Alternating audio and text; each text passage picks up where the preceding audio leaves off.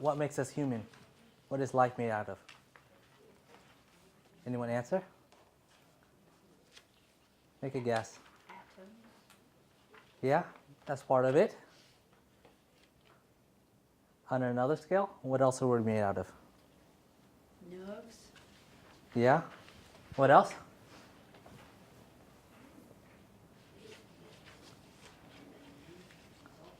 Give me more than one guess. Anyone? Bone, muscle. Yeah. What else?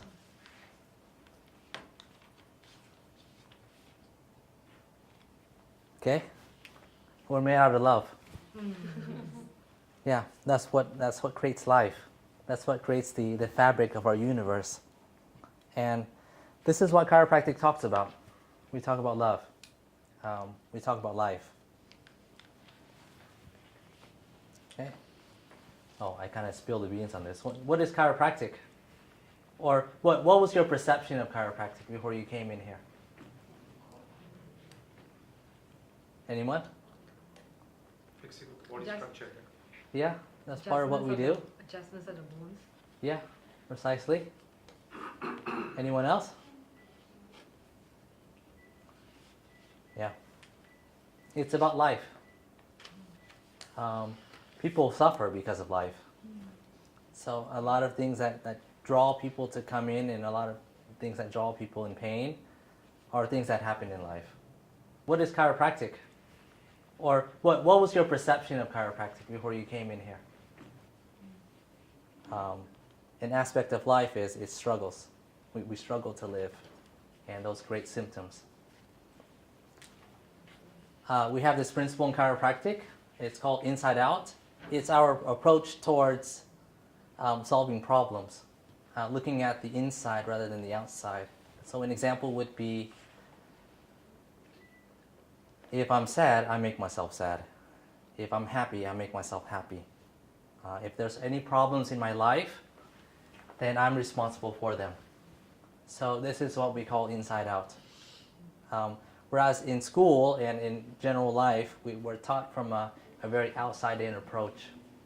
Especially in Asian culture, we find happiness through family.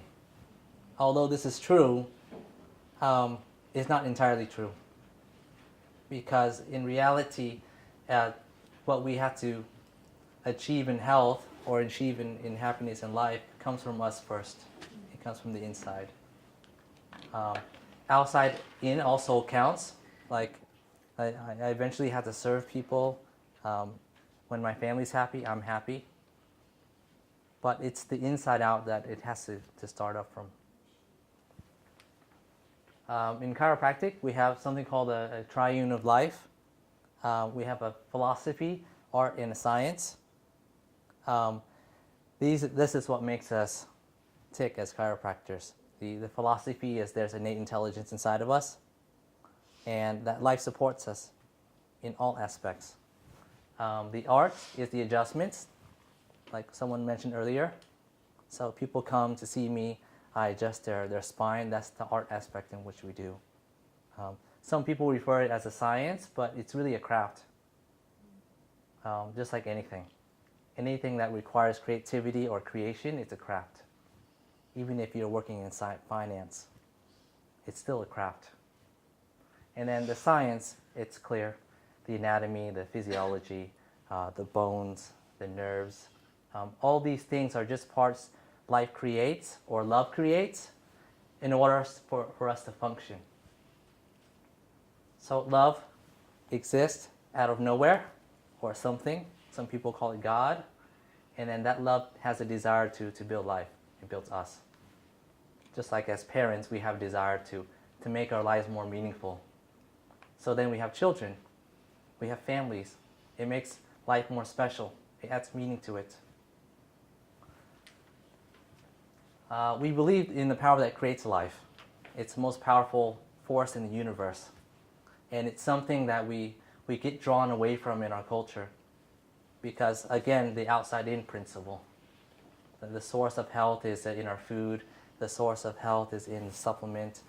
The force of health comes from medicine. But in reality, it happens in here first. That's how we're made. There's no medicine that makes babies. Some people can't have babies, so then they need some support, so they take hormones. But that's a different story. For the most part, we're made naturally from the inside out. So the order in which we're made in life is an inside-out approach, and that's what I was alluding to earlier, of how health and happiness has to come from the inside, because that's the order in which we're made from. Okay? If you guys have any questions, just ask me in between if something's not clear. If you want to write down questions, you can do that as well. Since we believe in life, it's our duty as chiropractors to embrace all of it, even the parts that aren't so pleasant. In fact, that's what makes life even more meaningful. The pain that we go through, the pain of giving birth, the pain of raising a child, the pain of learning. So pain offers growth, but it's something that isn't pleasant, so it's very normal for us as human beings to want to shy away from it. But no matter what, life will always push us to strive and to be in pain. Our philosophy allows us to be honest with ourselves. It allows people to be honest with themselves. So most of the time when it comes to physical conditions, it's from us being in denial. Whether it's with reality or our situation in life or our work, telling us like, I have to work for my family, I have to do this. They're just lies we like to feed ourselves.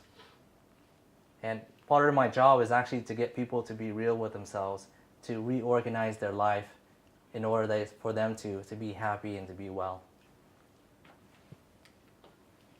Creation of life. Like we mentioned earlier, life is made from love. So there's two people, male, female, positive, negative. The Chinese will call the female energy as a yin, which is negative, and the yang would be the male, masculine part. From there, there's a single cell. So half a cell from a woman, half a cell from a man brings life, and 38 weeks later, there's 100 trillion cells. And then during that course of the child running around, they're developing bacterial flora. So that's why children put things in their mouth, because we need bacteria to function. In fact, in a healthy adult or a healthy child, the ratio of bacteria to cells is 10:1. So for every one cell in your body, there's 10 bacteria.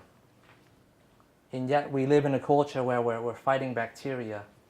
We're making it too clean, or we're injecting antibiotics. Not injecting, we're ingesting antibiotics into our bodies. Killing the thing that gave us life. Any of you guys study biology? Okay? Whether or not you believe in evolution or not, that's where we come from. The first organisms of life came from bacteria. First, the bacteria were by themselves. Eventually, those bacteria realized that they had to form clans. So those clans of bacteria gathered together, just like people. And then those clans became cells. They created a cell wall because they knew they had to create protection. So that's where the first cell came from. Eventually, the cells gathered together in clans. So they became the multicellular creature. That would be like a slime. And then the slime would evolve to a frog or whatever. I don't know what happens after that. But for the most part, when we study biology, that's the order in which we're taught. And in fact, like I said, the ratio of bacteria to cells is 10:1. We actually rely on bacteria. The most fundamental part of a cell that makes energy for us is called mitochondria. That's bacteria. Which is why when we take antibiotics, we get more tired. Because our antibiotics that we take, it's killing away the mitochondria. Therefore, our body is making less energy. So this whole primitive mentality of fighting actually doesn't get us anywhere. And that's what the bacteria figured out in the beginning. They realized they weren't so strong fighting each other, so they formed clans. And people work in the same way as well. Before, there were tiny villages that fought each other, and eventually those villages became cities, and then those cities became countries. And then those countries became worlds. And then in the future, we communicate with aliens. It'll be planets with planets, hopefully. The first thing that develops in utero is the brain and spine.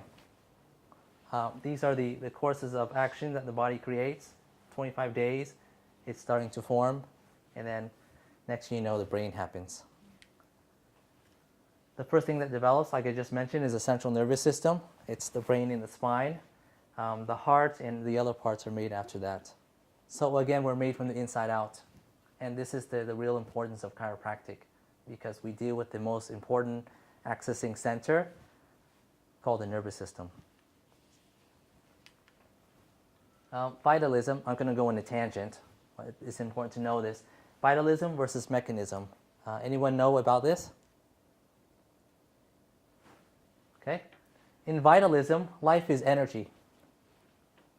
In mechanism, life comes from parts. For the most part, the learning that we go into is a very mechanistic perspective. It's what we call linear science, like biology, which is linear, mathematics, which is linear. So these are progressions of science. This is Einstein mechanics, vitalism. This is a Newton mechanics, which is linear. One means where we are one. One stands for we are one, and the other ones we are individuals. You get what I'm saying? Are you guys following me? One believes in a soul, and another believes in a non-soul. One believes in possibilities, and one sees things as black and white, or right and wrong. One looks at the whole, and the other looks at the parts. One works on what is right, and another one works on what is wrong. For the most part, a lot of my profession leans more towards vitalism, but I come to realize that both aspects are very important. We have to look at parts, just like we have to look at parts in our own personality, or parts in an automobile.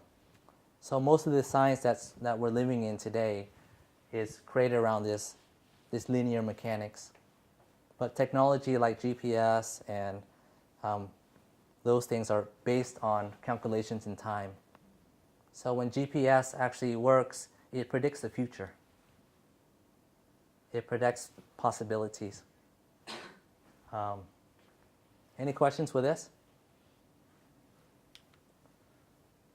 Again, like I said, we experience life through the nervous system. So we don't really see with our eyes. We see with our mind, actually. But when we're talking about the mind, we're talking about a soul. We're talking about life, which is very abstract. It's hard to understand. Most of the science that we're taught in school looks at the body as a part, and eventually when the child is born, the mind develops from their experiences. But if any of you guys have children, you know that's not true, because each and every one of your children are very different. They have their personalities. So inherently, most of us believe that there's a soul and there's a personality within the person. And of course, the way we raise them brings values, but they have inherent values that are inborn inside of them. Make sense? So as chiropractors, we look at this aspect, which makes it sound non-scientific when you think about it. But like I said, with quantum mechanics, it talks about possibilities. So I'll give you an example. In science, or at least what we're taught, we believe that time is a linear object. That an hour from now, it would be 10:30 or 9:30. But according to Einstein's mechanics, time is relative. So what does that mean? That means we experience time differently from person to person. Therefore, time is a subjective experience, which is true because he has a mathematics that supports that premise. Make sense? I know I'm talking quite deeply, so if things don't make sense, just let me know. Again, we experience life through the nervous system. Most of the mind, at least from our perspective in science, is experienced through the brain. But it's also experienced through the organs. The Chinese found that organs actually have association with emotions. And emotions make us feel or think a certain way. So therefore, our mind is part of our organs. And so is our skin, because our skin is the largest organ in the body. And it's been known in Europe, in places that don't have a lot of sunlight, people get depressed during the winter. So the skin is part of the mind. Again, this would be a holistic approach or a holistic perspective to things. A more mechanistic would be there's parts of our body that are associated with certain emotions. Most of our mind stuff is experienced up here. Again, separation. Whereas the holistic perspective is everything is made of one. So my family's happiness is my happiness. The air is also my parent, because without oxygen, my parent wouldn't exist and I wouldn't exist. Therefore, we're all reliant on each other, and no one is more important than the other. All of the parts are required. Everyone is equal in family, for example. You need a mother, father, and a child. That's what makes family. One is just because the father is working doesn't mean he's more important. So that would be a holistic perspective. Mechanistic would be, the extreme mechanistic would be, the father is the most important because he's earning more. Which comes from ego. I'll talk about that in a second. There's on and off switch in our nervous system. We call the on switch as sympathetic. These pathways create muscle contractions. They create heartbeats. And then these ones, this pathway called the parasympathetic turns it off. So in chiropractic, what we're really doing is balancing out these pathways. In ideal situations, we would have like a 50-50 distribution of signals that are going through our body. So positive, negative, positive, negative. Hemispheres in our brain also do this, left and right. So different types of stress, like what I mentioned earlier, how stress affects our lives. There's mental stresses that occur in our lives. There's emotional ones. So if you lost someone you love, there's some emotional tension. Or if you're busy at work and you're just running around like a headless chicken, it's stressful. It affects our physiology. Mechanical tension. This is what most people consider as posture. So sitting in front of the computer over a long period of time, or perhaps running too much, running a marathon for 4 hours. That puts a certain amount of stress to our bodies. Financial stress. This is very popular in Singapore because it's an expensive place to live. That causes us to be less healthy, or it causes us to be diseased. Physiological stress. Being sick can misalign you. Because like I mentioned over here, when we're sick, our nervous system has to be more active. So if our brains or our minds are doing too many things, it gets beyond a certain physiological load, and then when your body can't handle the load anymore, it breaks down. You get sick, you get diseased, you get misaligned. Gravity, that's another factor of stress. So gravity creates arthritis. It's a force that affects our lives. It affects the world around us. The ocean needs gravity. And then the planets that are aligned together, they also communicate with themselves. There's magnetic pools involved in them. Time, there's not enough time. Time's a force that works against us as well. So it's very popular in Singapore to say, I don't have time. So that's why people are rushing around everywhere. Busy cities are like this. Evolution. This is a major force of stress. Evolution wants growth. Evolution wants progress. Things like in technology, they create evolution. There's an evolution to technology. And because of these forces, it puts pressure on individuals, because it puts pressures on companies. So evolution doesn't care about our feelings. Neither do any of these forces. Yeah, money doesn't care about you. It wants to progress, it wants to move. And then more internal factors of stress are things like family, more internal work, like the stress we put on each other as human beings. In fact, most of conditions are tied to these things. Most of people's problems have to do with their families, because the most important people in our lives are our families.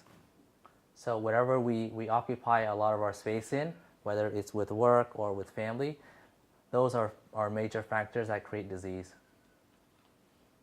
Make sense? Any questions? Stress is a misinterpretation of reality. So it's a very subjective experience. Something that's stressful for another person can get pleasure in it. So if I like to run, which I don't, but if I ran for 4 hours and it gave me a lot of joy, it may not give you joy. If I love my job and someone else doesn't love the job that I have, it's very different. So all of these forces, whether they're mental, emotional, mechanical, financial, physiological, gravitational, time, it's a subjective thing, even though we look at it from a very mechanistic perspective. We think this person gives us stress or the job gives us stress. But stress is a very important aspect of our lives. It makes us better people. So again, this is chiropractic because we're taught to embrace all aspects of life. All the beautiful parts as well as all the challenging parts. When we don't interpret things like this, that's when we suffer. Any questions? This is an example of immune system response to stress. So this would be under physiological stress. But again, everything comes from the brain. So let's say you have an infection or you get a cut in your hand. There's intelligence that's going to tell your body to heal. The first thing that happens is the target organ will be damaged. After the target organ is damaged, there will be a signal coming to your brain. Your brain will realize that there's a cut. So the first thing it'll do is increase temperature, which is why when we injure ourselves, the part of our body actually swells up. This initiates healing responses. So this will be an example of how our body responds to immune system responses. And most of the time, these things are beneficial. So from a vitalistic perspective, we would not do anything.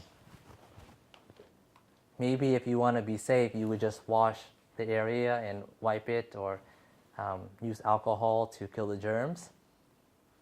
But in situations, we just let it happen. Unless it's really big. So then you go to the emergency room, you get stitches. Brain hemispheres. This left part of our brain is the logical part. It's a scientific brain. It's the ego. This part of the brain is the creative brain.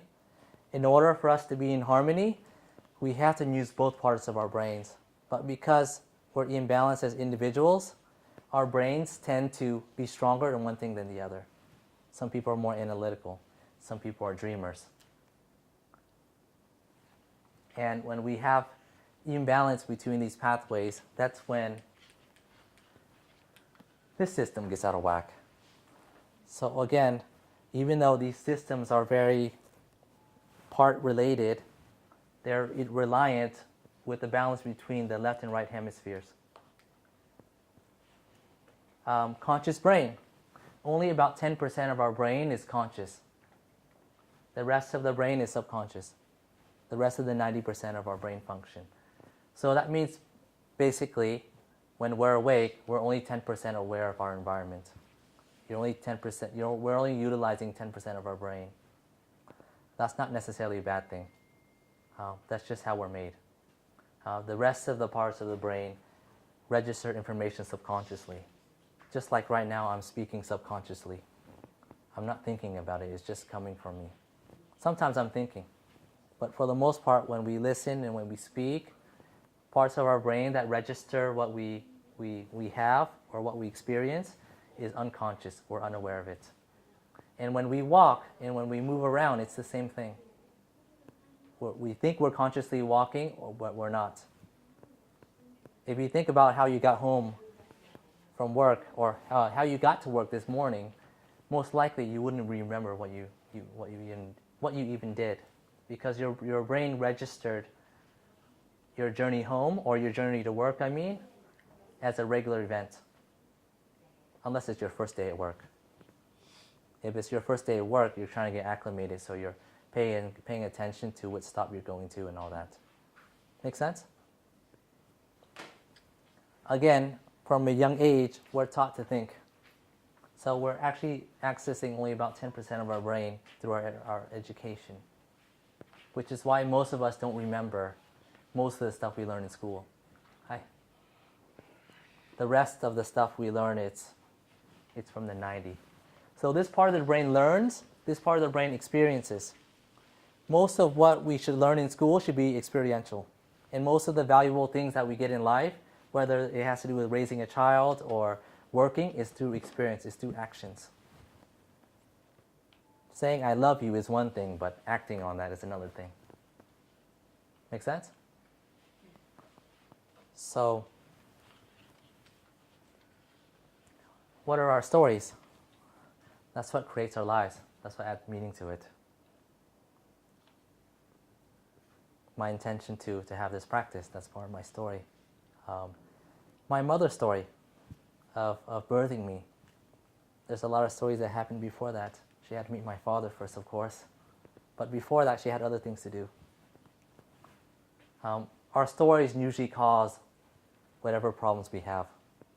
Our story with our parents, our story with our spouses, our stories with life, our stories with ourselves. All of us live chiropractic lives without knowing it. All of us have a dialogue with life without knowing it. So the story I share within my practice a lot is the story of my mother. My family's from Vietnam, and my mother was orphaned during the war. Her parents abandoned her. Luckily for her, she found some people to take care of her, but it was very hard for her from a very young age. She didn't have anybody. My father came from a big family, but he grew up during the war, so he had to fight in it. Because of circumstances, my parents were able to meet. So in many aspects, life actually supported my mother without knowing it. And again, like I said earlier, we believe in life. We believe life supports us in every single aspect of it. So if it wasn't for my mother being orphaned or being abandoned by her parents, I wouldn't be here. So that's the power of life, and that's what we believe in as chiropractors. Any questions for that? All of them? All chiropractors believe that? Not all. It depends on what school you go to. It depends on what mentors you have. It depends on your literation of what we're taught in school. Most of us are taught very mechanically. So like I said earlier, most of our education is very linear and mechanical. So even if our schools are talking about possibilities, when we take exams, they have to happen linearly, because there's always a right answer and there's always a wrong answer. But in real life, there's no such thing as that. There's no such thing as right and wrong. That's judgment. So it's very easy for me as a human being to judge my grandparents for abandoning my mother. How can they do such a thing? I can't imagine abandoning my own child. And they did it. So that would be judgment. The other aspect would be like, wow, this is so beautiful. Non-judgment. Everything is perfect. She had to go through that in order to birth me. And that's beautiful. I just said this earlier. Oh, sorry. The role our spine plays in all this. We interpret life through the nervous system. So when our brains register something, register reality, it creates tension in the system because whatever we experience as human beings goes through the system.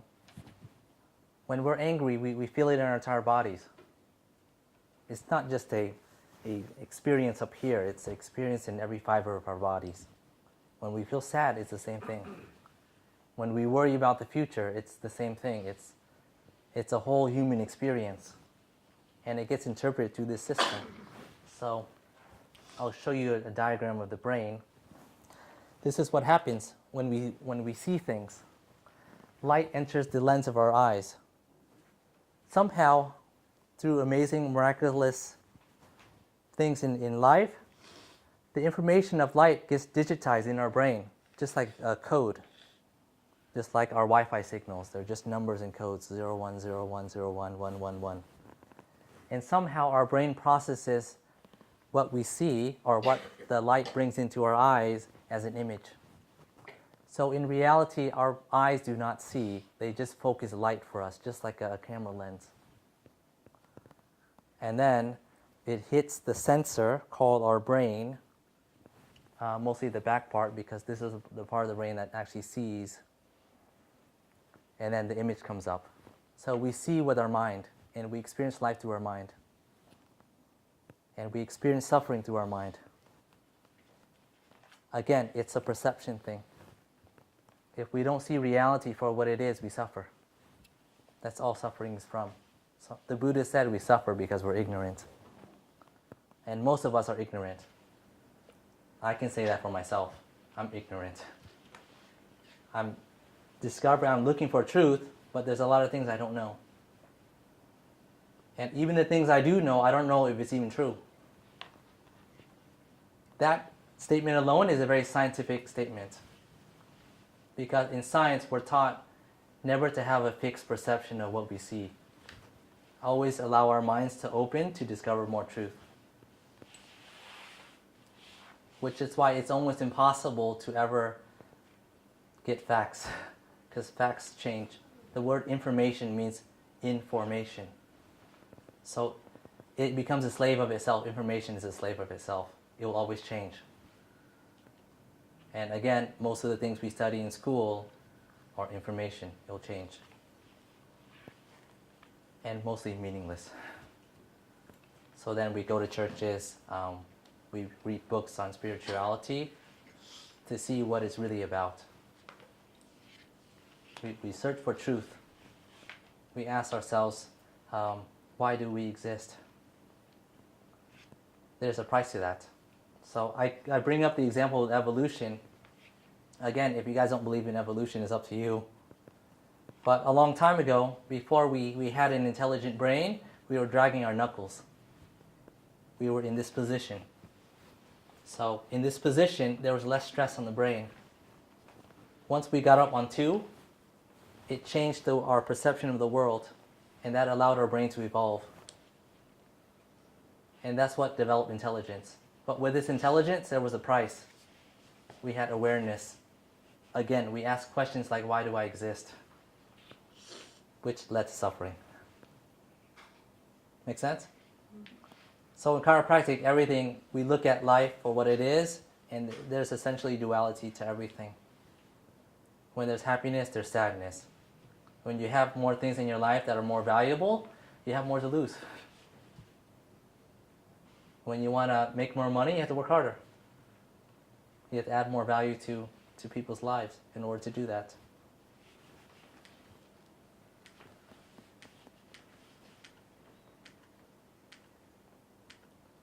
Stories. Okay, upper cervical spine. Out of all the structures in our spine, the two most important bones, with the exception of the skull, is C1 and C2. The reason why they're so important is because our brainstem is coinciding with, this part of our brain. So the body always follows where the head takes it. As soon as the atlas is misaligned, the brain will recalibrate you. This is what we call posture. Again, we believe posture as a conscious awareness of where you are at, but like I said earlier, 90% of our brain is unconscious. So 90% of our posture we can't control. The brain is constantly monitoring posture through movement. So I'll show you an image of the brain. The part in the brain that does this is called the cerebellum. So anytime our body is out of position, the cerebellum will calibrate our bodies to make it balanced. So going back to this, the cerebellum is located over here. It's always constantly monitoring where our head needs to be positioned. So ironically, bad posture is good for us. Are you guys following me? Why is that? Why is a bad posture good for a woman? Because if there wasn't posture adaptation, there would be more pressure on the brainstem. So that would be a holistic perspective to things. Some people think of it as positive, but I don't look at it as positive. It's just, it is what it is. Because in reality, there's no such thing as positive and negative. There's just perfection. So our posture is always perfect, and we're always perfect, and so is the world. We just realize that it's not through judgment. Make sense? So we'll judge governments, we'll judge countries for creating wars, we'll judge a lot of things without seeing a big picture of it. The big picture is there's something bigger at place. There's something bigger than us. And when we get connected to that bigness inside, we call that purpose. So I want to make the world a better place. I want to give electricity to people all over the world. I want to create a philosophy called chiropractic philosophy that can help people reconnect. If there wasn't pain, this profession wouldn't exist. If there wasn't suffering, we wouldn't exist. If there wasn't sickness, if people weren't sad, we wouldn't think about helping others. So again, there's a duality to everything. That there has to be good and evil, supposedly. There has to be suffering and joy in order for us to appreciate life. When we don't interpret life as perfect, when we judge life, that's when we misalign. So bad posture, going back to posture, bad posture is good for us, but it's also bad. You get one? You following me now? It's better if we had good posture, but a lot of things in life can be better. So there's no point in thinking in that context, which is very hard contrast to follow in between because we're not taught to think this way, not even as us as doctors. We're told that there's such thing as a misalignment and our job is to correct it. Even though it's our job, we shouldn't look at that misalignment as a misalignment. Just like if my son is acting up, I shouldn't think that he's a bad kid. Make sense? And in fact, if I view him as being bad, it'll get me to be angry for one, and it'll get me to solve the problem in a very non-constructive manner. You get me? But if I see him as, oh, he just wants my love, then what I'll do is just give him love, time, and that's what he really wants inside. But here's the tricky thing about love. Love also is the opposite. So if I ignore him sometimes, I'll let him know that I can't always be there for him. So that's also love. And like I said, if we believe love is everything, then everything really is love, even the things that don't feel nice. You guys following me? Again, when we misinterpret this, we get something called a spinal subluxation or misalignment, which I'm going to get into right now. When parts in our body subluxate, they don't move as well. The word subluxation means less light expression. So when a joint fixates or misaligns, it creates tension in the system. This subluxation, again, means subtract. Lux is light. Tion is action. So, like I said, subluxation means less light action. Lux comes from luxury. So luxury is not having nice things. Luxury is actually love. Luxury is information. Not information, sorry. is truth. So when individuals are enlightened, they're in the light, they're all knowing, or they're all love. So the intention of chiropractic, in my opinion, is to help people reach enlightenment. I know it sounds like a big order, but that's what pain does for us. Pain allows us to look inside, to change things. So if individuals are working too hard, they're not loving themselves enough. They're too busy loving their jobs, or they're too busy loving their families, and they're forgetting to love themselves. So their symptom would be pain. Their symptoms would be the flu. What your body's really telling you is rest at home. Take care of yourself. Ask for help from your loved ones. Let them know that you're working hard for them. Let your children know that. But we refuse to listen to our bodies, and we inject ourselves with medication so we can work. And then that whole sacrificial cycle is what we do. It's what my parents did. They suffered so much for me. I'm very grateful for that. But if I can turn time, if I can build a time machine, I would tell them, chase your dreams. Inspire me, Dad. Inspire me, Mother. Do what you love. I'd rather be poor. I'd rather be more poor and see you happy. So that's when self-love is very important. Because if they love themselves more, if they're a little more selfish, they would have followed their dreams. But they didn't, because they love me. So they sacrificed themselves. And most of our health, most of life is in this kind of manner. We work so hard to take care of our kids, and by the time we do that, we have no more life, we have no more health. And then our kids are busy, they're stuck taking care of us. And it's a vicious cycle.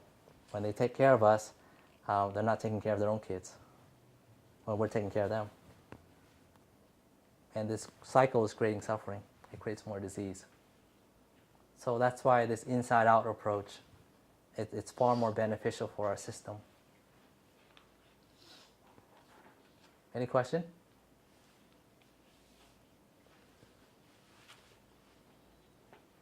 Comments? I know you guys were probably expecting like spine stuff and pain stuff, but that's just the stuff in between. The segments that misalign are just misinterpretations of reality. Do they need to be corrected? Of course. Just like if I'm depressed and I become obese, I still have to exercise. I still have to diet. I still have to seek counseling to deal with my depression. So being healthy is a lot more tricky than most people think.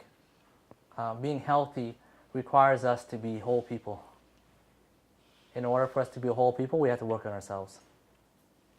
And we got to do all the other difficult stuff that we should do, like exercise, go to workshops like this, in order to be healthy. Because we're community-related people, so we need each other to help each other out. I can't do my own teeth, so I find a dentist. I can't always be friends with myself, so I find friends outside. Make sense? So that's the importance of going to chiropractic. It really helps us to be more connected to ourselves. It reminds us to love ourselves better. And most importantly, it reminds us to be better people to ourselves. Because again, most of us suffer because we're not good enough to ourselves. We don't feel that we're worthy, or we don't feel that we're not as important as the people that we love. But when we think like this, it goes into that vicious cycle that I was talking about just now, where we keep sacrificing ourselves for our loved ones, just like my parents did. Make sense? So, any questions? I know I gave you guys a lot to think about, so maybe that's why you don't have questions. Any symptoms you guys have? Anyone have symptoms? I can talk about them and how they help us out. Back pain? Migraines? Yeah, migraines happen because there's not enough blood going to our brain. So this diagram has a vertebral artery. This is a vertebral artery. Anytime there's a subluxation or misalignment, there's tension on the brainstem. When there's tension on the brainstem, the first thing the body does is protect itself. So what your brain will do is tell your body to tense up. When it tenses up, your neck is tighter. It protects you. But when this happens, you get less blood to your brain. So the headache or migraine is actually an attempt to tell you to stop thinking. So that headache is an act of love.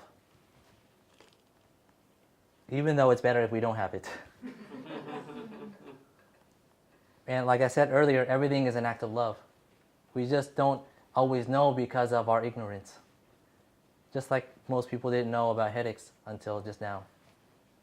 Our experiences, this doesn't feel favorable. So we interpret that as you're not healthy, but it's actually the other way around. It's a sign of health. We just don't understand the mechanism.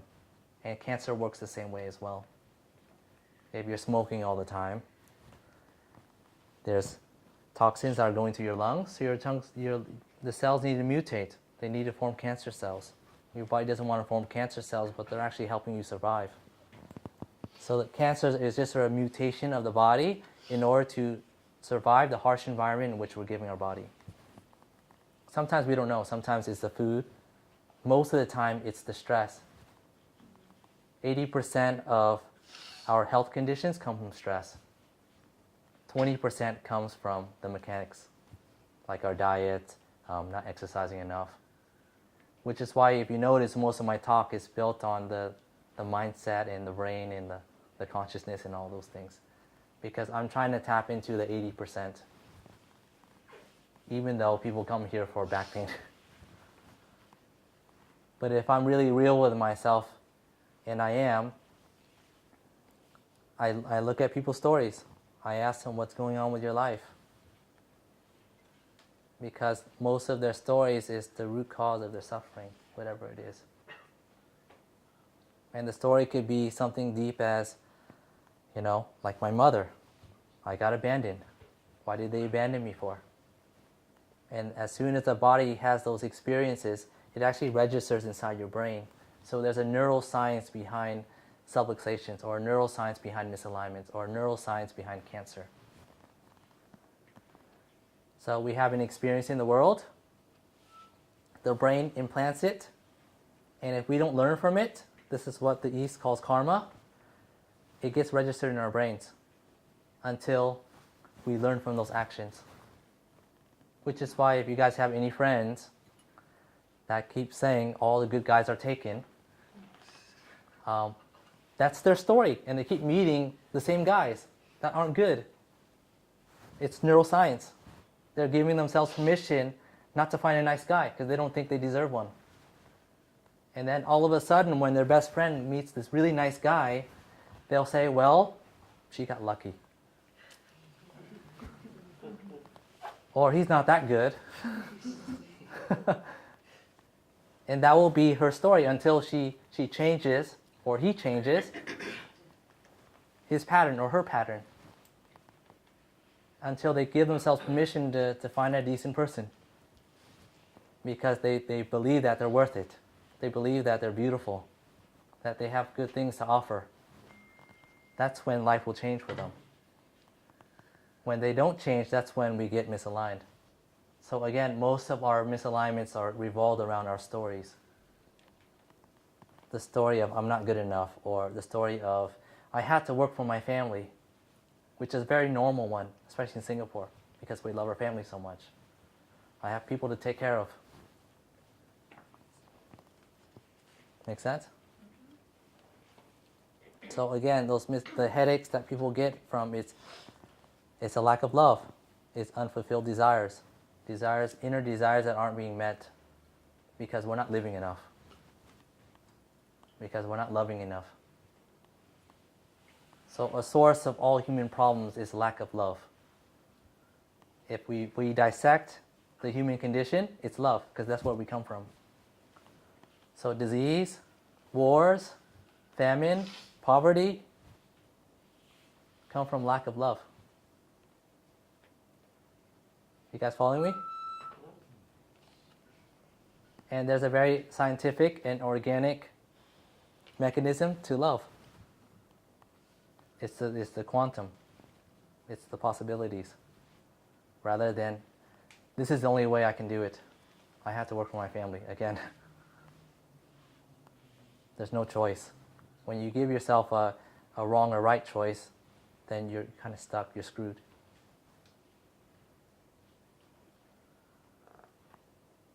Make sense? So, any other conditions? Yeah? Degeneration of the spine. Yes, that happens because of forces that I mentioned. So everyone will essentially have that because we all grow old and eventually... C345.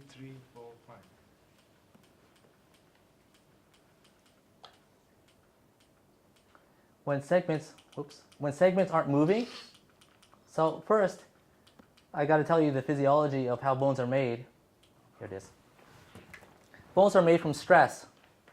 When we first learn how to walk, we have stress on our bones, and then those forces tell our bones to grow. So when I get up on two, that puts pressure on my femur, and then that pressure gets the body, life, decides to grow bone in those places. So calcium doesn't build bones, even though calcium is an ingredient. Just like broccoli is an ingredient, or beef, or chicken, or whatever. The chef has to cook the dish in order for it to be food. Your body or your brain or life is the chef. So your chef is building bone in places it shouldn't build, and it's not building bone in certain places because of alignment. So this is the importance of the spine. When we interpret life in a certain way, we suffer, it gets misaligned, and then those misalignments will bring mechanical tension to certain parts of the body, and more bone will grow there. Ironically, your degeneration is helping you out, even though it's giving you your pain. Because if your bone didn't get strong in that area, it would be vulnerable for fracture in the future. Make sense? So this joint, just to make it clear, or more clear, the joint misaligns itself, and when it misaligns, the gears jam up against each other. So if they get jammed up against each other and you get hit by a car or you fall down, it's more likely to fracture.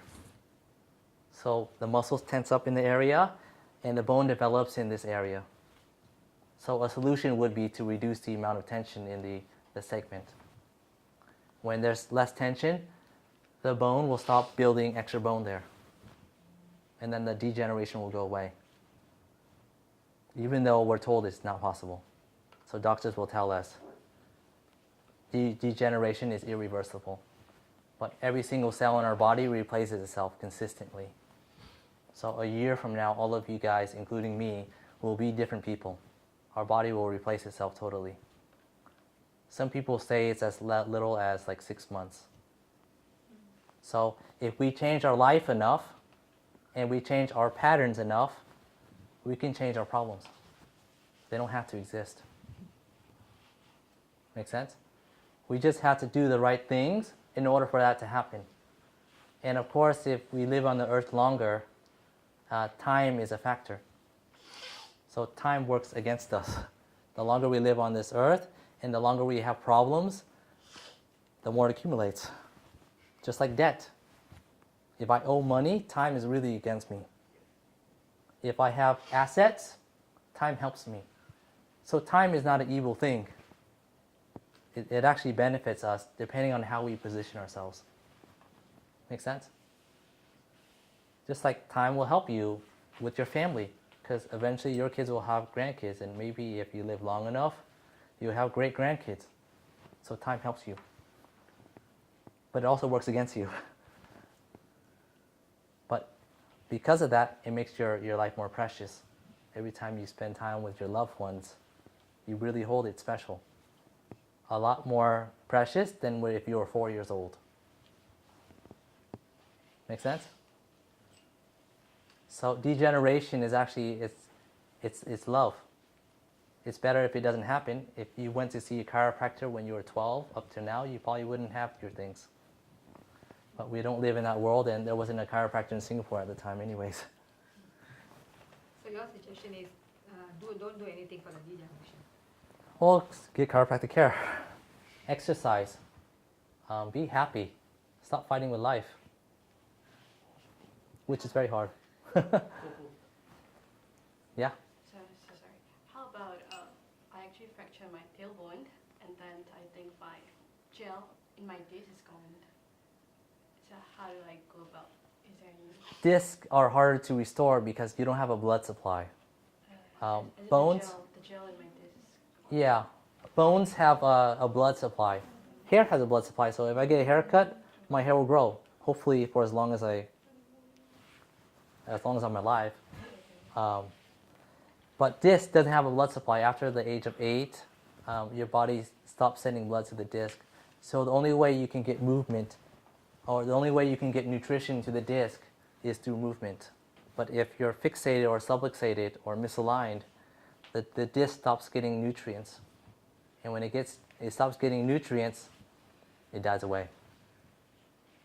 If there's a partial disc there, if you get adjusted enough or you do all the right things, like you work on your mindfulness and meditate or whatever, the disc can restore itself, especially since you're young.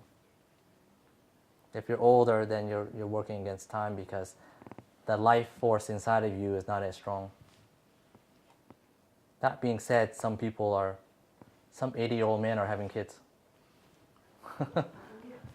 Yeah, in India. 70. Yeah, 70-year-old woman is just had a child in India. So the human body and life is really amazing. If we want and we desire to have something, it could be done now. And that's when medical science is amazing. So I'm not knocking on medical science when I say antibiotics are bad. If it wasn't for medical science, that woman wouldn't have a kid. And it's very easy for me to judge. Why would you have a kid at 70? It's very dangerous. That would be judgment. But that's what she really wanted. It allowed her to have more desire to live. So who am I to tell her that she shouldn't? So this gets nutrients through movement. Every part of our bodies needs movement.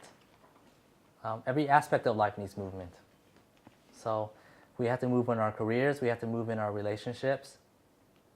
We have to continue to bring value to our family on some levels, if not through wealth, through love. Make sense? Yeah, because the minute we don't bring value to others, or the minute we're not moving, that's when life doesn't happen. Life needs movement. So every aspect of our bodies need the same. The blood vessels in your body need movement because there's something called smooth muscle in your arteries. So when we're exercising, our smooth muscles within our blood vessels are working too. And when that happens, blood distributes to our body more. So what happens in exercise is when your heart beats, the muscle contracts, the blood shoots all over your blood vessels, and the blood vessels actually contract. When they contract, they propel the blood around. But if we're not exercising, the smooth muscles aren't strong enough, so they're not pushing your blood around your body. So your heart has to beat faster. They call that high blood pressure. And then if your heart is constantly working and beating faster and not getting enough help from the arteries, we call that heart disease. Make sense? So that's the benefit of cardiovascular exercise. But people don't know that. They're just told exercise is good for you. They don't understand the mechanism of it. But how is it possible to even get that injury when I'm actually still quite young and active? I don't know what you've been through your life. Yeah, like I said, it's your stories. Okay. The story could be totally mechanical. You could have fell down at a young age. You could have went horseback riding and then you fell off the horse. Yeah, or your parents weren't around, so you had to take care of yourself when you were 4 years old. So whatever our stories are, they could be totally mechanical, they could be more... Usually it's a mixture of everything. So like I said, 80% of our conditions are from stress. It's just some people that come to me that swear that it's just mechanical, usually don't get better. Because not everyone that comes to me can't possibly be part of that 20%. There has to be some people that are part of the 80%. But even if you are taking care of the 20%, if you're not taking care of the rest. So living, again, is very difficult. It requires us to be well financially. We have to have good relationships with our family. We have to contribute to society on some level. And we have to have a good relationship with ourselves. And that's why it's a struggle. These forces kind of work against us in some ways. So like I said, evolution is the greatest force on earth. It puts pressure on us. If we don't add value to people's lives, then we're not worth anything. I'm not saying this to judge anybody. I'm just saying how things are. So that's why we have to learn, we have to read books, we have to go to workshops like this. We have to look at ourselves internally to see how we can change ourselves, especially if you get fired from your job. The outside-in approach would be, the economy is bad. The inside-out approach is, well, I didn't add enough value to the company. The other people added more value. That's why they're still there. Make sense? Or you could look inside and say, maybe I didn't really like what I was doing. That's why I didn't do it with passion. So I should do something else. So that's the mechanism in which I use, or what we're taught to use, or what I was taught to use in chiropractic, which is gratitude. Gratitude will change anything. And that's why I spoke so highly of the body, and I spoke so highly of life. Because when you do that, you have gratitude, and gratitude transforms. This works in any aspect of your life. Anytime things are shitty, excuse my language, if you're grateful, you're more likely to transform out of that situation. So if you get fired from a job, be grateful for it. Because when you go on your interview or interviews, and if you're grateful, the chances of you finding a job is a lot higher. Because who doesn't want to hire a grateful person versus someone that complains? Make sense? So that would be an inside-out approach. It just requires us to be really honest with ourselves, which is hard. Make sense? Any other questions?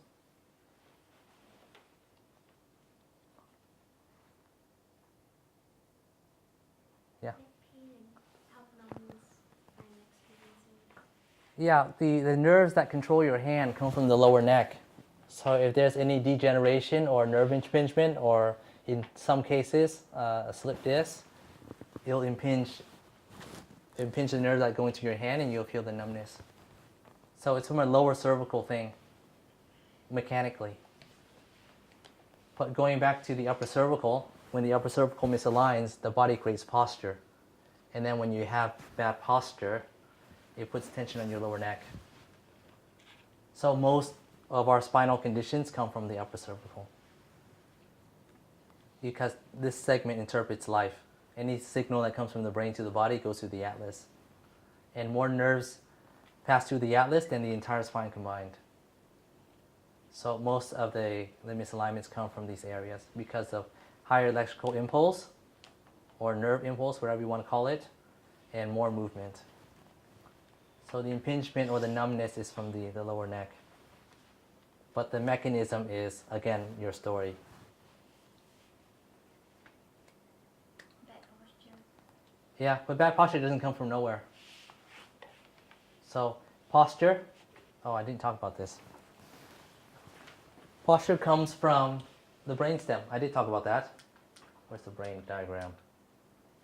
This part of the body is the cerebellum. This part of the body is the limbic system. Limbic is powered with emotions. So most of our brain functions communicate with the middle part of the brain, which is the emotional center. So we're more emotional than we think. We make decisions emotionally. We see emotionally. We hear emotionally. We move emotionally. The word emotion has motion in it. So posture is a life thing. The only way you can have perfect posture without going to a chiropractor is to be enlightened. Because if you're an enlightened individual, you'll always be in the present. Sorry, I didn't hear. If you're enlightened, you'll be present all the time. You wouldn't think about the future. You wouldn't think about the past. You'll be now. You'll be here. But most of us aren't taught to think in that way because we have something like time. Like, where should I be an hour from now? The deadline is at the end of the month. I better hurry. Make sense? If you were present in what you're doing at work, you just put your head down and do what you have to do. And then if your boss gives you hell, just say, I've been working really hard. Make sense? And that's all we could do as humans. But something like time and expectations ruin everything.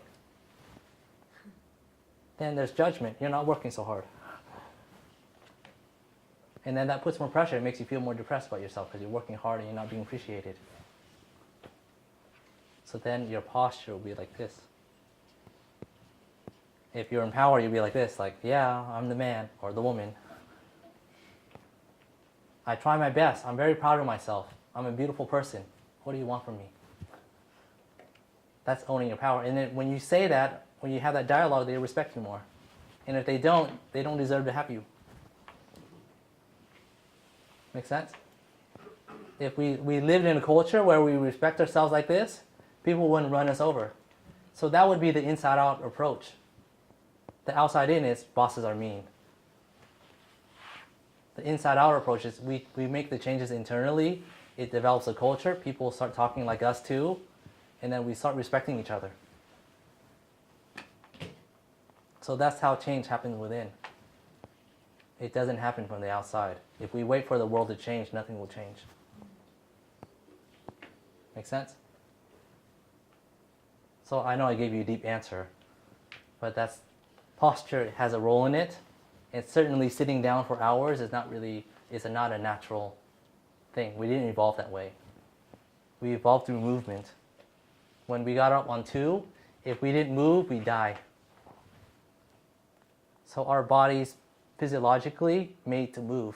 But with technology and modernization, most of people are sitting down for work. So then that's the mechanical part. To get healed, do we really need to go deep and really find what's the root cause? That's the best, or you can just come in and get adjusted and get better. But if you add meaning to your problems, it just made your problems so beautiful. So why wouldn't you want to leverage and maximize and become a better person from your problems? But if you don't work on your problems and just do all the right things like exercise, sometimes it gets better. Sometimes it's just mechanical. Maybe you're the 20%. Statistically, you shouldn't. Even if you were the 20%, all it takes is one aspect of life to ruin things. So you can have a great job, you can have a great family, but you have no money. You're screwed. Or you can have everything great, but you don't exercise. That's enough to get you sick. Or everything's great, but you have a horrible marriage. That'll make you sick. So again, living is not that easy. We just try our best, and getting things like chiropractic care or exercising or making friends helps us cope with these things. Helps us dance with life better. Helps us interpret life in a different way. So what chiropractic is really meant to do is meant to change our minds. It's meant to change the way the brain works. And certainly when people are feeling better, it helps you perceive life differently. If you're waking up with a migraine every day, it's very hard to be happy. Make sense? Sometimes it's interpretation, sometimes it's just mechanical. Sometimes you just really got unlucky and you got hit by a car or whatever. But even, again, we look at the vitalistic perspective. If I got hit by a car, there's probably a story behind that too. For starters, I wasn't paying attention. If I was more mindful and not looking at my damn phone, I wouldn't have got hit by a car. So So then you ask, why was I looking at my phone? I'm stressed in life, so I'm playing this stupid game to take away stress. And I'm not saying this to judge people, because I do it sometimes too. We do all sorts of funny things to distract us. Sometimes it has to do with fear, sometimes it has to do with just not doing what we really love. So then we watch TV, or we play games, or we do whatever.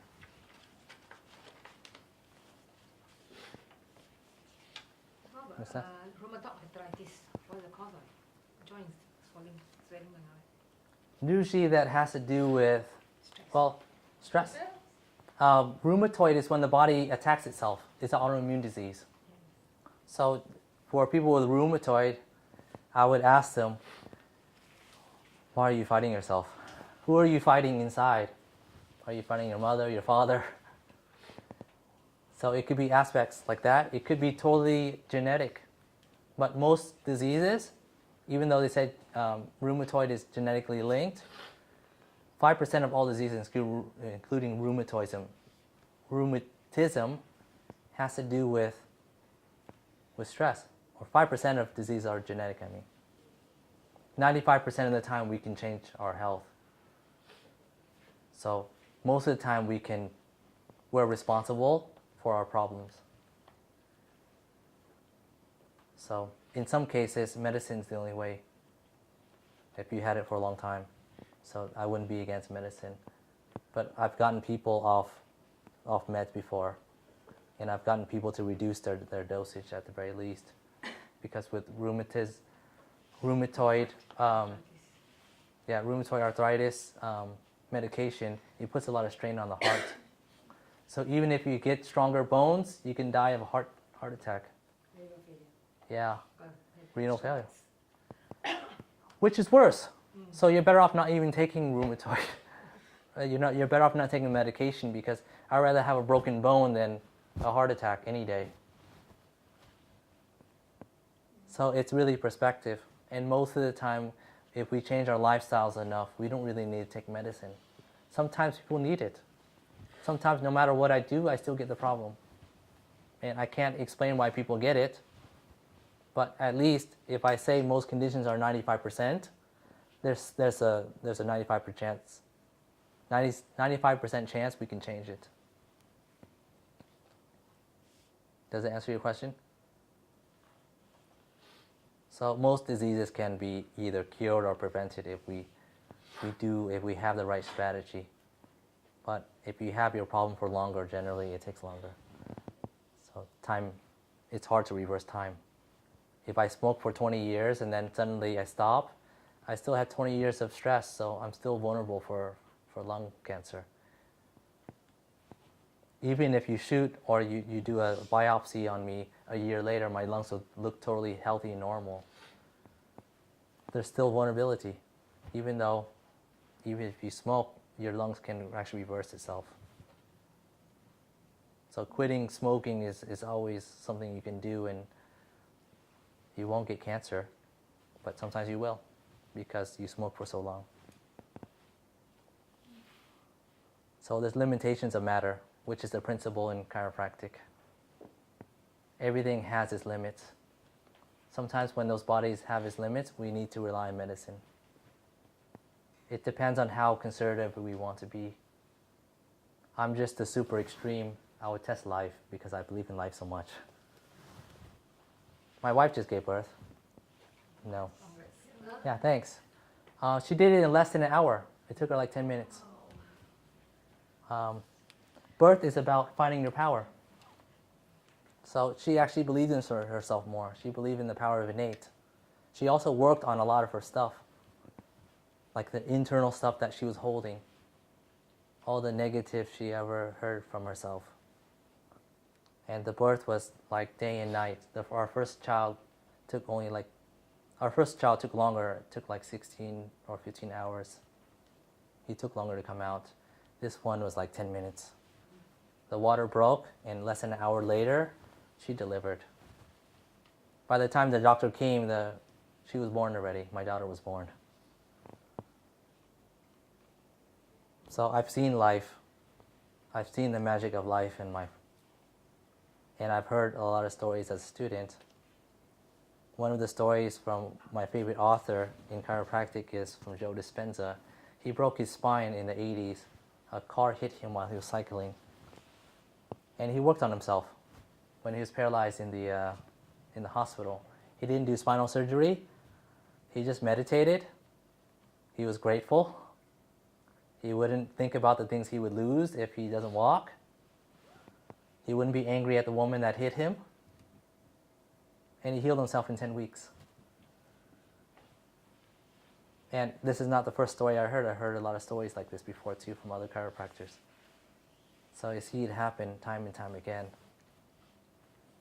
I've had fractures in my practice, spinal fractures, which I'm told not to adjust. And I adjusted into them and they got out of their wheelchair. Did chiropractic help their problem? It didn't. I just turned on the innate ability of the body to function. And since life wants to live, he wanted to walk. The desire to walk is greater than being in a wheelchair. So he just got up a week later. And I'm not the one that did it. Life did it. I'm just the facilitator, a catalyst, if you want to call it. There's no medicine or there's no doctor in the world that can cure anything. The only person that can cure themselves is the person in here. Even when you take cold or flu medication, the symptoms are gone, but your body's healing itself. So whether or not you take medication when you're sick, you'll still heal. You just suffer less, that's about it. And in fact, if you don't take medication, the mechanisms are faster to heal because the body knows it's in danger. But if you're doing things to numb yourself, the body won't have the signal. Like the analogy I gave you guys earlier when the hand gets cut. When the tissue knows it's damaged, the brain will send a signal to the tissue will send a signal to the brain or release chemicals, and then the brain will realize, I better heal this area because we're damaged. If the signal doesn't happen because I take a painkiller or I do a local anesthetic, it takes longer. If I take a painkiller, the same thing. So medicine normally slows down the healing process. Sometimes it's needed. Sometimes we suffer so badly that we can't stand it. So then you take a painkiller. But if you can allow yourself to suffer without morphine or whatever, you'll heal faster. In some situations, you die faster too, which is needed. My aunt just died of cancer last year. She was hooked on morphine for like months. And by the time she died, she wasn't self-aware enough of herself. It cost them a lot of money. I'm not saying she should have died faster. I'm just saying it would have been more peaceful for her. So numbing our pain or numbing things actually makes it worse most of the time. Sometimes there's nothing we can do about it. Sometimes things are genetic, so we just need to take medication. Does that answer? I forgot what the question was. Does it answer your question? Yeah. So any other questions? As far as chiropractic goes, most people need to see me more in the beginning. And then as soon as their patterns change, they see me less. And one of the ways I use chiropractic to accelerate people's healing is changing their mindset. I don't get anything out of telling people to change their lives. It just makes them get better quicker. If anything, if I didn't tell people to change their mind, they'll take longer to heal. So I'm telling them the power's inside. So I revolve my practice around this premise. So I try to turn on life inside people. And since life is made up of love, I'm trying to get people to love themselves better. So it's a loop. If we don't talk about this aspect, I'm only addressing like 20% of your condition instead of the 80% that's really happening inside your life. Make sense? The upper cervical work that I do adjusts the atlas. Eventually, when your atlas is aligned, your body will begin to adjust itself because your body follows where the head takes it.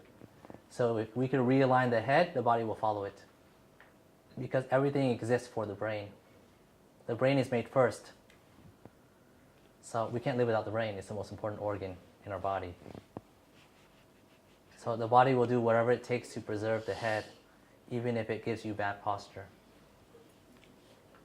It doesn't want to give you bad posture, but your body has no choice. So it calibrates you. So if we can reposition the head, the body will begin to adjust itself. But patterns are hard to break, so if you don't change your mental patterns, you'll go back to your posture. Because the cerebellum communicates with the limbic system of your brain. Again, everything is emotional. So if we don't work on our emotions, it's very hard to change our symptoms. Healthcare doesn't talk about this. That's why people are getting more sick. So if you have an implant there, macro implant there, you still can do something about it? From my understanding. Mar has 4 screws in her spine and Okay. 2 rods. I adjust her back. Most people wouldn't dare to adjust her, but I adjust her. Because if we don't move the area, then certainly when you do the surgery and the rods and all those implants, it makes it more difficult. There's more so-called dangers, but if you know what you're doing and you're adjusting properly, then you just work around it. Sometimes it's so much surgery that it's very hard to reverse. Like I have a client who has rods and screws in his spine from here to here. Well, his is For a only very young 3 age. pieces in the neck. My husband. Yeah. Yeah. If you didn't do anything, your body would have done surgery for you anyways. It would have fused you together. No, you gotta move properly, the doctor's advice. Because Yes. walking. Yes. But what I'm saying is, if you didn't do the surgery, your body would have done it for you anyways. Because the joint would have been locked up. The body would have realized, he's not doing anything about this. I better fuse the bone together. Yeah. It happens all the time. I have clients that come in with severe neck pain and I see the body create fusion. Even though that fusion is giving them pain, at least it's stabilized. Make sense? It's better the body didn't fuse in the first place, but you left your body with no choice. It was hoping you do something about it for decades. But due to a lack of knowledge or whatever, you're busy taking care of your family. You're not going to workshops like this or getting chiropractic care to improve it. Or you're not doing yoga or physio to move the area. I think it's not a matter of whether they're doing it. Yes. They're not aware of it. Precisely. Sometimes it has to do with busyness or lack of knowledge. If people want something enough, you'll come to them. That's what I really believe. They'll find ways, or their friend will somehow meet them and say, I'm going to a chiropractor. If you're really serious about getting better, things will happen in that way. And I had a story like that with a gentleman that owned an insurance company in Japan. He worked so hard. He would work 17 hours a day, 14 hours a day for decades. Finally, he sold his company and retired, and he played golf all the time. Before that, he went to chiropractic care a lot, and it wasn't getting better. He came to Singapore because his son was going to school or working here, and he came to my office, and it got adjusted. And after one adjustment, the pain disappeared like that. And it's not because of me, it's because he changed the way he saw things. His whole field changed in his life. He had a different perspective. And then I'm just a person that happened to be along the way and have the pleasure of adjusting him. It will be easy for me to say, well, it's the upper cervical work that I do, or it's the chiropractic that I do, or I'm so good. But in reality, if the healing's inside, then it must be more him than me. Make sense?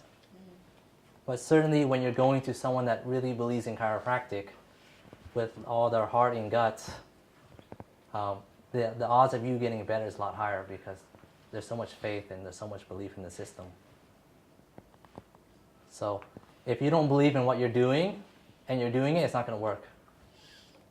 If you believe in yourself enough, anything will work. Whether you're going to me or not. In fact, they had studies of placebo where they actually, do you guys know what placebo is? Placebo is a drug that's not a drug. It's a sugar pill that a lot of medical researchers use. So when they give a medication, they'll give the real thing, and then they'll give them a placebo, a fake, it's just a sugar pill. When patients were told that they were given a placebo, but then they were told that, placebos helps with your condition. In this study, it was IBS, irritable bowel syndrome, stomach problems. They were told you're taking a placebo, but it helps with your IBS. Some patients got better. Before they did the study, they did a psychological test on these patients. And some of these patients were optimists. So when they heard some people get better from IBS, this medication, this fake medication that you're giving me, they got better, they willed it. And it's just not a process in the mind, it's just a process, a physiological process in the body. They measured the hormone levels of these patients. And they actually found that the body synthesized biological chemicals that mimic IBS medication. So their body made medication. So really, it's an inside-out process. And most of the people that come to me, especially if they get referral from their friends, they normally get better quicker because they got referred, so they have confidence in the service. Make sense? The ones that come in as skeptics, like I tried so many chiropractors, I haven't found a good one yet. They normally don't get better because they don't believe anyone's good enough for them, or they don't believe that they deserve to get better. So then they keep meeting the same doctor, just like they keep meeting the same boyfriend. Make sense? It's just, of course, if a chiropractor really believes in what they do and they actually perform their adjustment, it works a lot better.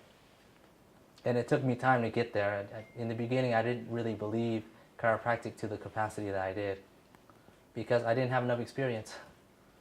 Once people got better and once I saw someone get off from a wheelchair, I got super confident in what I did. And that made a big difference. And the funny thing was, once I stopped focusing on getting people out of pain and transforming them inside, they got well quicker. So I didn't have a goal of getting people better, but they got better quicker. So then I began to question, does life really work this way? And I look back on my life and it does. When you don't focus on results, you get more results. So a lot of my young kids that come to me, I tell them when you go to your class, don't focus on passing the exam. Just focus on learning. Screw your teachers, screw your parents. Don't care about your grades, just fall in love with learning. The ones that listen to that, they actually get better grades. Make sense? Or a lot of my single clients, I tell them when you ask a woman out on a date, don't have an agenda. Don't think of results, because the minute you think about the results, you'll see like, this guy's totally fake. He wants something from me, he's selfish. So what you do is, just get to know the damn girl.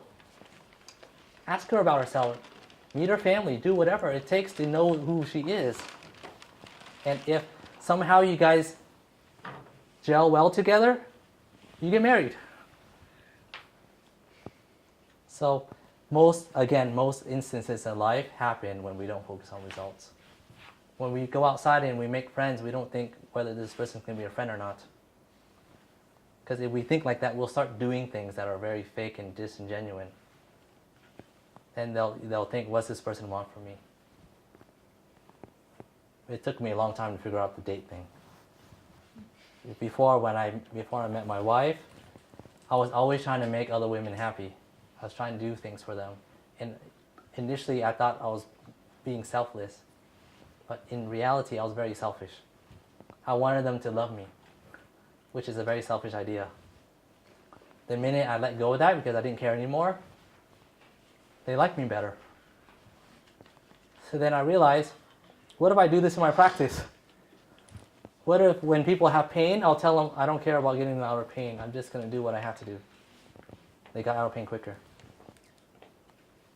So we get results here without focusing on them.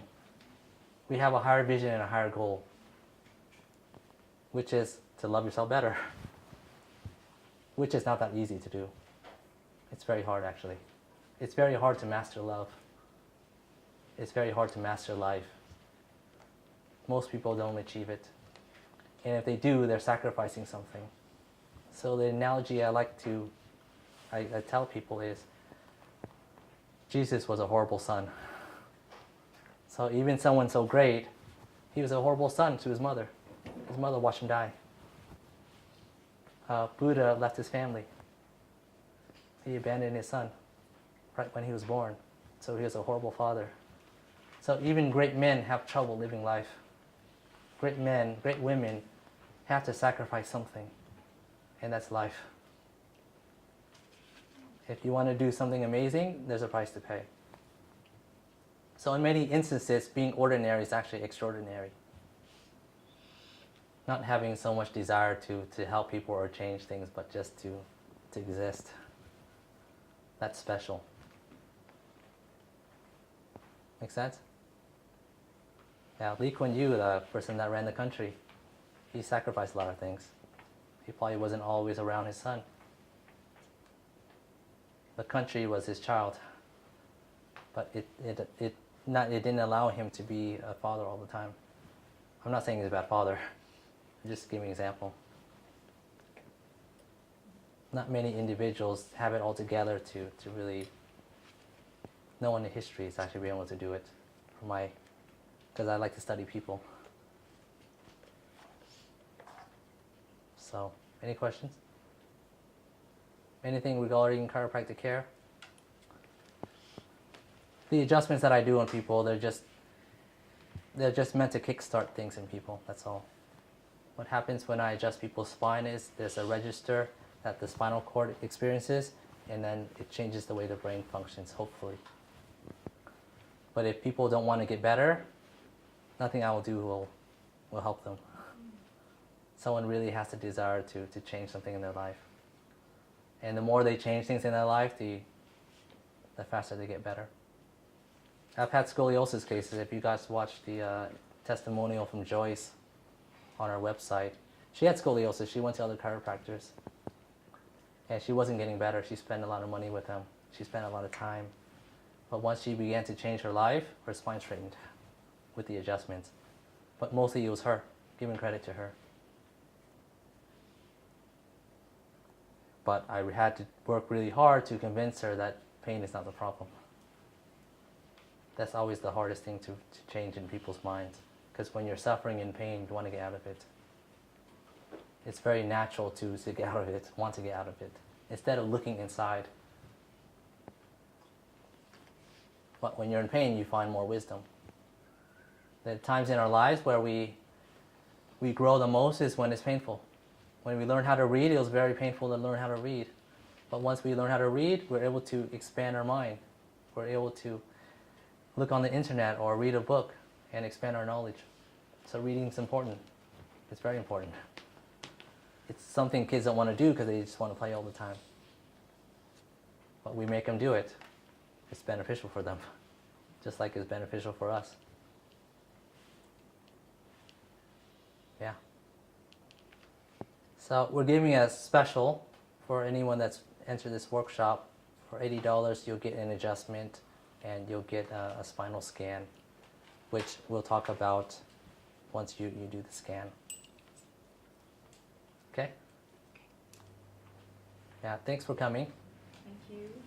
Yeah, this is the first talk that we've done in this center, so yeah, thanks for being here for this practice.